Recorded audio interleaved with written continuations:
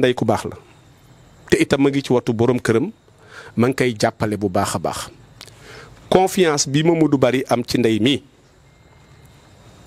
barewul lu ko borom kër di am ci soxnaam mais lépp nag itam c'est parce que ndey moom moo ko liggéey pour vous dire que voilà monsieur Bari a eu la chance d'avoir la bénédiction de ses parents parce que comme vous le savez tout homme qui est dans cette société et qui vit et qui n'a pas la bénédiction de ses parents, moi en tout cas ñëwuma ko mais il a la bénédiction de ses parents, de sa mère en première ndax moom la deseel ci kaw suuf mais aussi de ses frères et sœurs. Si vous connaissiez monsieur Mamadou Bari du temps où nous étions étudiants et tu fais la comparaison, vous vous rendrez compte que monsieur Mamadou Bari a participé à la promotion, à l'émancipation et au développement de cette famille. Parce que vous savez, c'est bon d'avoir une référence. Quand les jeunes frères et les petites sœurs ont un grand frère travailleur, un grand frère engagé, mais dañ koy topp.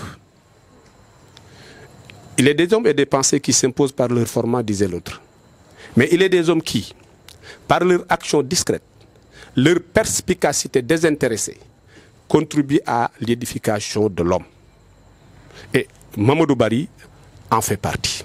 Aussi, on ne peut pas s'allier avec les laxistes et s'allier avec les travailleurs. Nañu waxante dëgg yàlla dëgg la bëgg.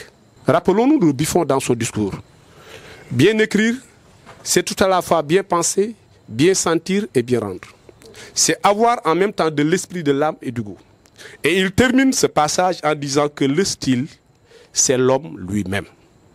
Et tout un chacun a son style managérial. Monsieur Bari a son style managérial. Monsieur Bamba Mbaye a son style managérial, tout comme IF Diagne qui est ici présent. L'essentiel, c'est que, en tout cas, ils réussissent et qu'ils atteignent leur objectif. Parce que l'IF est un commis de l'État. Quand on débarque dans une circonscription, vous êtes investi d'une mission. Cette mission, c'est la lettre de politique sectorielle du ministère. Cette lettre de politique qui est inspirée de la lettre de politique du gouvernement du Sénégal en matière d'éducation et de formation. Et ce que vous devez faire, c'est de tout faire en tout cas pour être en phase avec ces orientations pour réussir. Engagé, M. Mamadou Bari, il est. Déterminé, il est. Travailleur, il est. Et je pense que le personnel de l'IEF de Kédougou a bien constaté cela, parce que demander au personnel de l'IEF de Kédougou est-ce que M. Bari travaillait bien ou non serait une fausse interrogation oratoire. Il est spontané. Lu mu d'accordul moom danaa la carrément d'accord ma mën na werante ci affaire mais loolu lépp c'est sa passion. Il faut que aussi nit ñi di xam toujours lan moo nekk ci ginnaaw kii li muy wax lépp.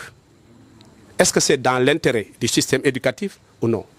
Et je pense que si ce n'était pas ça, M. Bari ne serait pas promu IF ou encore d'être muté d'une IF à l'autre.